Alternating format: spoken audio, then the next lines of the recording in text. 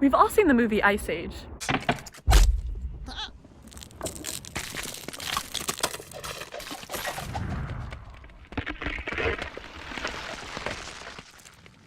But have you ever wondered, could this happen in real life?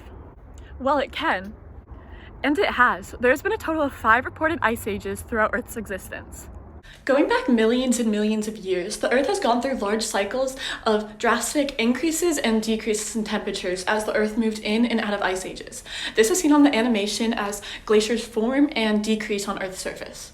Then, about 200 years ago, the Earth was set off balance of this cycle due to global warming, which caused a large decrease in the glaciers on Earth's surface. You might be wondering though, what makes global warming any different from the natural increase and decrease of Earth's temperatures? Global warming is different than the natural increase of Earth's temperatures because it is happening at a much faster rate than any other natural cycle ever has. Additionally, scientists believe that the Earth already peaked in temperatures since the last ice age and began then gradually decreasing back into a new ice age before, about 200 years ago, the Earth began again increasing in temperatures due to the impact of human activity. This rapid increase in temperature is due to an increase of greenhouse gases in our atmosphere. Greenhouse gases being gases that trap heat in our atmosphere, the main one of these being carbon dioxide. So the carbon cycle of the Earth is kind of been placed off balance due to more carbon dioxide being released into the atmosphere than carbon dioxide being absorbed back into the Earth, meaning more is trapped in the atmosphere, trapping more heat, causing temperatures to rise. This is due mainly to human activity. Human activity is at fault for the large increase of greenhouse gases and carbon dioxide in the atmosphere due to the large amounts of carbon dioxide that we release into the atmosphere through things like factories and car exhaust. Also, deforestation causing less carbon dioxide to be absorbed back into the Earth, leading to more carbon dioxide and greenhouse gases being trapped in our atmosphere, leading to increasing temperatures. But why is any of this important? Global warming not only has drastic effects on Earth's climate, but on the overall well-being of the planet. The effects of climate change are already being seen today. One very big example of this are the Arctic sea ices. Arctic glaciers are melting at a faster rate than ever seen before. And not only is this stripping many Arctic animals of their habitat, but also it is causing ocean currents to slow.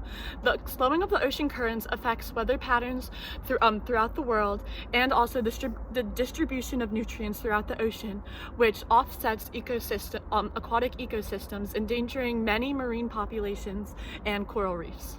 Other effects of global warming include more extreme weather patterns and natural disasters, increased spread of diseases and viruses, and the rising of ocean levels, which endangers coastal cities and islands. And this is just to name a few of the many grave effects of climate change.